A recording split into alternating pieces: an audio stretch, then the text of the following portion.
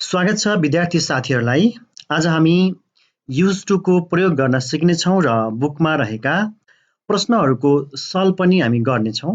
तसर्थ यो भिडियोलाई अन्ततक हेर्नुहोला र मन परेमा लाइक कमेन्ट पनि गर्नुहोला। यदि सब्स्क्राइब गर्नुभएको छैन भने च्यानललाई सब्स्क्राइब पनि गर्नुहोला, जस कारणले तपाईले यस्तै भिडियोहरू पनि हेर्न पाउनुहुनेछ।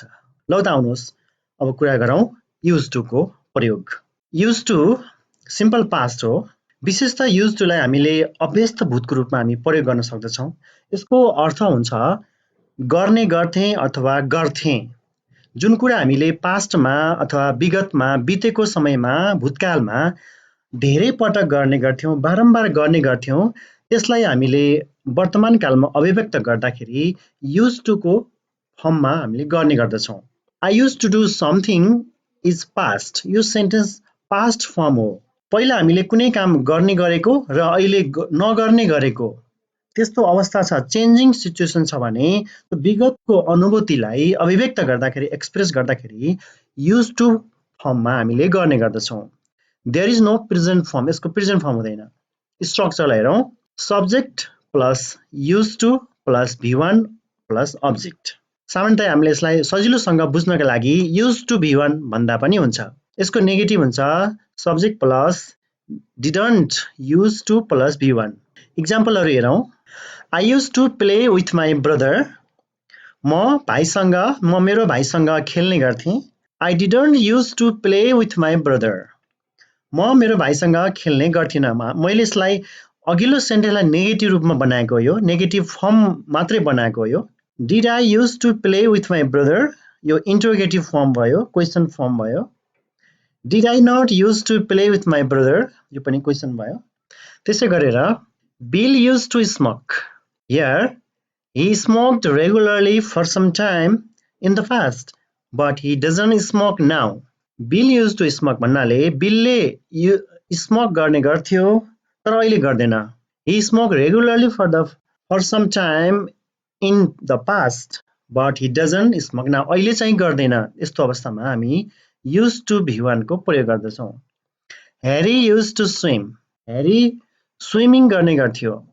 He swam a lot for some time in the past, but he doesn't swim now। अहिले ऊ गर्दैन। अब तपाईहरुले बुझिसक्नुभयो पहिलेको अवस्थामा कुनै पास्टको कुनै समयमा कुनै कालखण्डमा निरन्तर अथवा धेरै जसो कुनै काम गर्ने गर्थ्यो भन्ने कुरा व्यक्त गर्नका लागि use to V1 को प्रयोग हामी गर्दछौँ। He used to travel a lot, but he doesn't go away much these days। Did you used to draw pictures? Question भयो। तपाई पिक्चर बनाउने गर्नुहुन्थ्यो कि? Did you used to smoke? Smoke गर्नुहुन्थ्यो? Did you used to catch birds? चरा समात्ने गर्नुहुन्थ्यो? Did you used to eat a lot of sweets? प्रशस्त मिठाई खाने गर्नुहुन्थ्यो? त्यसकारणले पास्ट ह्याबिचुअल एक्सनलाई एक्सप्रेस गर्नको लागि युज टु को प्रयोग गरिन्छ, तर अहिले चाहिँ त्यो रोकिएको अवस्थामा मात्रै, निरन्तरता नपाएको अवस्थामा, चेन्जिङ सिचुएसन, ह्याबिट। आउनुहोस् अब केही क्वेसनहरू सल्भ गरौँ। यी प्रश्नहरू क्लास 11 को कम्पलसरी इङ्ग्लिसको ग्रामर पार्टमा रहेको युनिट 16 अन्तर्गत पेज नम्बर 150 बाट लिएको हो। Now rewrite the following sentences using used to। You can make an affirmative, negative statement or a question। हामीले यहाँ affirmative पनि बनाउन सक्छौं अथवा negative statement or a question। Instruction अनुसार हामीले सेन्टेन्समा कस्तो फर्ममा दिएको छ त्यसै रूपमा हामीले चेन्ज गर्न सक्दछौं। A, I live in a flat when I was a child। यसलाई used to फर्ममा स्टेटमेन्ट हामीले बनाउनु पर्ने हुन्छ, affirmative स्टेटमेन्ट बनाउनु पर्ने हुन्छ। She used to love eating chocolate, but she hates it now। C, he go to fishing in the summer। यसको आन्सर हुन्छ go को अगाडि हामीले used to गराउने हो, अर्थात यो अब यो क्वेशन हो, यो क्वेशन भएको कारणले he go to fishing in the summer अगाडि हामीले auxiliary verb लिनु पर्दछ। अब यसलाई इन्ट्रोगेटिभ फर्ममा लैजाँदाखेरि did he used to go fishing in the summer or what did he used to do in the summer? Now D, my sister played tennis when she was at school। यसको answer हुन्छ यो statement एफर्मेटिभ statement भएको कारणले play अगाडि use to राख्ने हो। My sister use to play tennis when she was at school. My sister use to play tennis when she was at school. Now he play football every weekend. यसलाई हामीले interrogative फर्ममा लैजानुपर्ने हुन्छ, question बनाउनु पर्ने हुन्छ।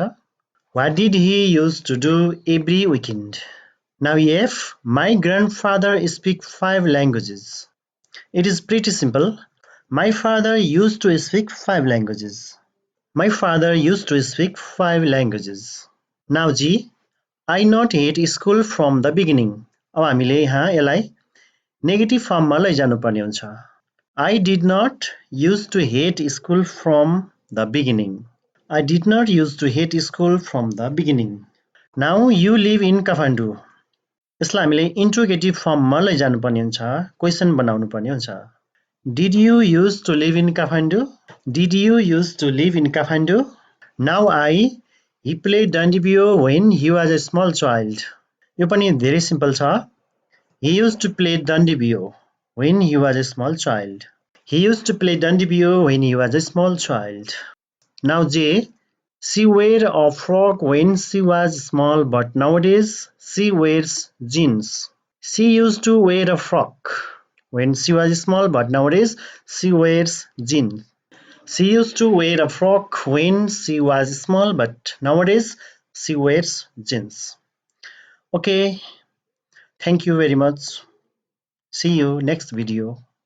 Have a nice day.